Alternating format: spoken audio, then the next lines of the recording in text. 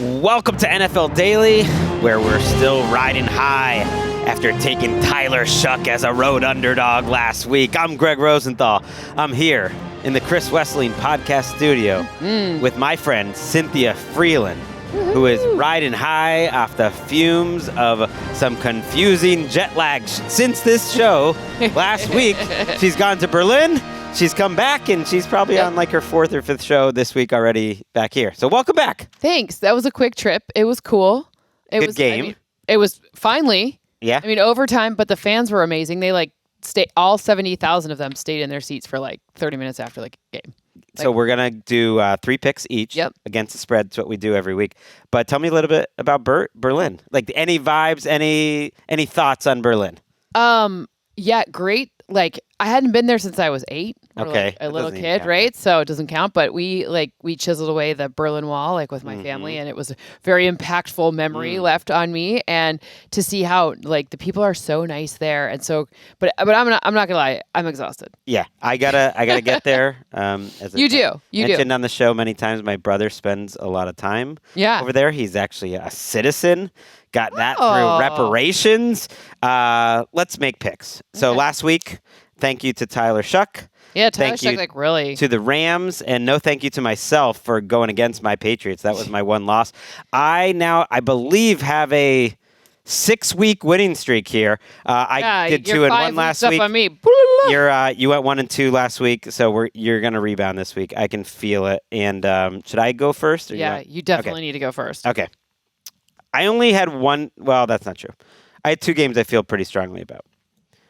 Number 1, it is the international game. Okay. It is the Miami Dolphins. Wow, you feel anything about that? I do. Okay, good. I'm glad you're having feelings. Their defense is playing well. Yep. I actually made a list because I know it's early on the West Coast, for instance. It's Dolphins, Commanders, blah, blah, blah. Yep. I made a list of 7 reasons to be excited about the Dolphins right now. Okay. But that was on my last podcast, and so I don't want to just repeat all that. But there's just a lot. Give me one of them. There's a lot that's good. I haven't listened yet. What's the best one? The last 4 weeks, they are 8th in success rate in terms of their defense, 12th in EPA per play. Really, if you go back since about week 4 or so, they are a better than average defense. So that thought that they're just a tire fire on defense, it's kind of over. And you compare that on the other side of the ball to the Washington Commanders, who are either last or second to last in any defensive metric you can find over the last month. And I look at this matchup and I see it's 2 pretty mediocre offenses, even with Mariota. They're not terrible, but they're both just mediocre. Dolphins are a little better than average if you just look at the last 3 weeks, but that's not why. It's one defense is one of the worst in the league, and the other defense is actually playing pretty well. Bradley Chubb, Anthony Weaver, the coordinator. I think it's actually kind of a little bit of a mismatch this week. I think the Dolphins win going away. The hard part about me with this game is now that I've okay, it's a grueling schedule to be over there. You've done it. Factor. You've done it so many times. Yep. It's old hat for you. You're just. No, it's very challenging. This is how you know that they value him here at NFL Media, because they don't make him do the 60-hour trip. They let him stay for 2 weeks. Anyways, I digress. But it's grueling, and I know that the Dolphins are already over there and they're practicing. It's raining. It's kind of the weather's supposed to be bad. The weather's for the game. like this. That worries me a little bit because the Dolphins have struggled in bad weather. That's why I'm just general. fading this one in general. I get it. I do think the Dolphins win. I do agree with you that their defense is better, and I do. Dan Quinn now taking over defensive play calling duties, so maybe Washington will have a little extra pep in their step because of that. But I just feel like this one's a whole stay away, because just weird stuff happens when you're that far away from your normal routine. So I'm with you. I was just pleasantly surprised. I saw 2.5. I thought they would be a bigger favorite with the way that they're playing. They might get their right tackle Austin Jackson back for the first time. That'd be good. I believe all season. That'd be good. Their offensive line's playing pretty well. It's not a good Commanders front. Okay, your first pick. Okay. So, I know that 8 points is a lot. But I don't care. Okay. Because I think Baltimore is playing that well. Okay. I think so. It's Baltimore over Cleveland in Cleveland. Baltimore has been really doing a nice job of limiting what defense or what other offenses can do with their defense. Dylan Gabriel, poor kid. I just feel like It's not great. no, like sub 5 yards per pass using play action, like the tricks that usually work, just like the tricks aren't tricking. Like the things that get people in rhythm aren't getting people in rhythm. I know we saw a new play caller last week. Okay, but I just think that the Ravens have so much to be playing for that even 8, which is like a hefty number, I think it's the second heftiest of the week. I don't care. I think the Ravens beat that number. 2 items of good news for you. Yeah. Number 1. Yep. I've been meaning for about 4 shows straight to just mention that Tommy Rees is the play caller for Cleveland. Yeah. I've just forgot to mention it, and it's just been bothering me. Oh, yeah, like and you just did it. Yeah. And it's no more Stefanski. So thank you for just providing that piece of information. I'm glad I could do something around here for once. No. Jeez Louise. You've been killing it, and you're killing me, by the way. Everyone should check out Game Day View every week on NFL Network. Cynthia's model is crushing me right now in that format. Number 2, I got a half point to give you back. It's actually 7.5, according to DraftKings, where I'm looking. So you even get the half point back. Great. Love it. So, I mean... I love that pick for you. I think this Browns, it is... I know the defense is playing hard, but... I like their defense. I really like Myles Garrett. I really like a lot of pieces that Denzel Ward. There's a lot of nice pieces on their defense. It's a great... Problem is none of them play offense. It's a top 5 defense. Is. The Ravens could score... You could tell me that the Ravens score 19 points in this game because the Browns defense plays so well, and I'd still take the 8 points. I don't think Browns are going over 10. So I think that's a good one. And... At some point, Kevin Stefanski will no longer be the Browns head coach, is what I fear, whether that's fair or not. Do you think, I have a question about the Giants. Do you think that's going to be a coveted job, or you think... the Giants? Yeah. Yeah, well, I always think coveted jobs or not is a little overrated. Yes, there's the occasional Ben Johnson who has his pick of the litter, but in general, all coaches want every job. Jobs. And the fact that you have Jackson Dart, Andrew Thomas, Malik Neighbors, Dexter Lawrence, Abdul Carter. Yeah. That's Brian Burns. You didn't mention him. That's a lot better than a lot of teams that are rebuilding. So I'm just curious. I think it's a good situation. I don't know. I don't like the GM. But Browns? Browns less so. Yeah, I don't know. Anyways, they got Myles Garrett. Okay, my number 2 pick that I'm very excited about. Let's curious where the model lands on this one. Model's drunk this week, just so you know. Bucks +6 at Buffalo. I know the model's been big on Buffalo all year. Model's with you. Okay. Now, the model has Buffalo winning. Yeah. But only by 4. I couldn't believe that both Patrick and I are taking the Bucks straight up. I don't feel amazing about them straight up, but I just went with my gut before I even looked at the lines. Yeah. 6 points is a lot. Now, that is a lot. I've been wrong about the Bucks a lot. And a lot of these lines, whenever it's almost seems too good to be true, it's too good to be true. It is. And I actually went on the other side of that last week. I thought it was like Rams favored by 4.5. I don't care if that seems too good to be true for taking the night. Like, I liked the Rams a lot last week. But in this case, I think they have the recipe, the Bucks do, to either win this game or make it more of a defensive game and keep it close. I'm going to do the tiny asterisk there. Okay. If somehow, and he's been practicing all week, and so Bucky Irving looks to be returning, if somehow some weird thing happens, and we've seen weird things this year, and he doesn't come back, I would stay away from that. Because interesting. If he's not there, I do think it does change things for you. My problem that I have for the Bucks to pick the outright win is that Buffalo has been so efficient and so good in the run game, and they've been just crushing time of possession with that run game. So that's why I have Buffalo winning, but I think Tampa Bay could easily keep it very close. Also, I think Baker Mayfield's like a little banged up. He's going to plplay, but he is a little banged up. And not playing his best. But he's like, I mean, I don't even know exactly what's wrong, but like, you know, that stinks. Like I want to see best versus best every single freaking week. So that's why I have them winning, but I think it's close. I have a 4-point game, and I'm pretty conservative. So yeah, I really like that. Now there is good injury news for the Bills, which I think is informing it. They have Christian Benford, their great cornerback, at practice. Same with Teron Johnson. So it looks like they're both back. They were not playing last week. Josh Palmer is fully practicing, so he's probably back too. Epinesa is a defensive lineman. Yeah, I was about to say, let's talk about the defense though. He's back. Even he's more. back. All that said, the Bucks are healthier up front. They got their right tackle back last week. In overall efficiency, these two teams are 10th and 11th in DVOA. Yep. To me, that's about where that sounds right. So it's just like it's two teams that are relatively close. And then my final point on this one is, look, the Bucs defense is a great run-stopping defense, and I know they gave up a couple big plays last week, but in terms of on a per-play basis, the Patriots actually had the lowest success rate of any team in the NFL running the ball last week. But the Patriots aren't a good running team in general. I get it, but if a team is going to slow down the Bills the way that the Patriots defense did and the way that the Dolphins did last week, they're like loading the box, and they're making the Bills win with these one-on-one matchups, and it hasn't been happening. And one thing I think that's sneaky about this Bucs team, it's actually probably the best Bucs defense, I think, of the last 4 years where they've been winning the divisions. Their defenses, I think it's a good secondary. I can trust them. I think they can win this game. Is playing out of his dang mind. I think they can win this game. Did you see me not swear there? Yes. Dang. That's a good job. Okay. Yeah, so it's like sub 24 passer rating allowed in coverage, which is like some crazy numbers, like the best one in Next Gen Stats history. Like Jamel Dean's just crushing it. So I just had to pick up your cards. Knocked over my note card. You were so excited about If you're watching on YouTube, and people do like the pick show on YouTube, right now, go ahead and like this video and subscribe to the channel. Yeah. We appreciate you. Cynthia, give me your second pick. Okay. So my second pick, I kind of hate it, but I love it at the same time. I haven't been getting anywhere this season going with things that I'm like, all right, I don't really feel anything about. Okay. So I'm going with something that like makes me a little more uncomfortable, but I like it. I think Chicago, they're underdogs in Minnesota. The number is 3. Yeah, 2.5 or 3. Depending okay, it's about 3.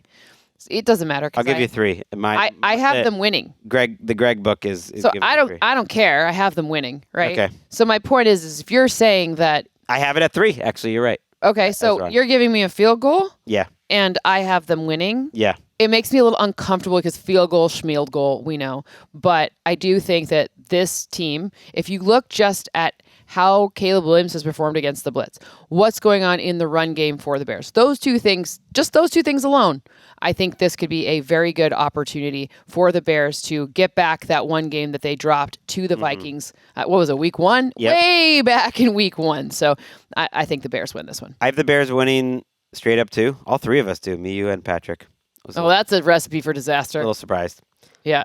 I don't feel super confident in it either. How could you with these two teams? They're in the middle of the NFL. But it makes me feel like I feel like on Monday when I wake up, that's going to be like, duh. Like, obviously the Vikings defense could give this offense a lot of problems, but I think the Bears offense is just so much more trustworthy, which really says something good about Caleb Williams. Yeah. And where their running game has been out combined compared to this Minnesota offense, which J.J. McCarthy is like... He's so good in the first 2 drives, and then after that it's like, do-do-do-do. He really gives me... I'm trying to think of a quarterback quite like him where every time Call him by his name. J.J. Oh, 9? Mm-hmm. You just don't know what's coming from 9. Nope. 9 keeps you guessing. He's very unpredictable. Like, some stuff is really good. He is right now a high variance quarterback. And that's kind of what Caleb Williams was early in his career, but he's starting to make those plays. Okay, I'm with you. Okay, who's your second one?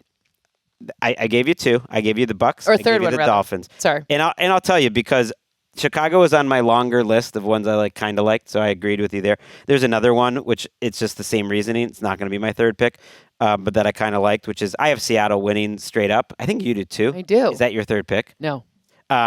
So, I don't feel good about it. So I kind of like that +3. If you're going to give me 3 points. If you're giving me 3 points, same argument. Yeah. And that one is not much more complicated than I've thought they're the best team in the NFL for a month plus.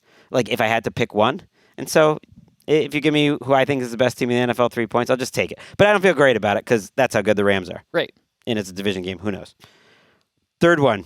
Like I said, didn't really have a third that I absolutely loved. And this is very similar to my Rams pick a week ago.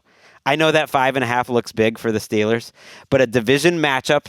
I like that one. The rematch where the first time, this is my theory, the rematch where the first time around the inferior team wins, I think it just market corrects. If Mike Tomlin gets swept by Joe Flacco and this Bengals defense, I mean, we got to have some serious conversations about the Steelers. I don't think that's happening.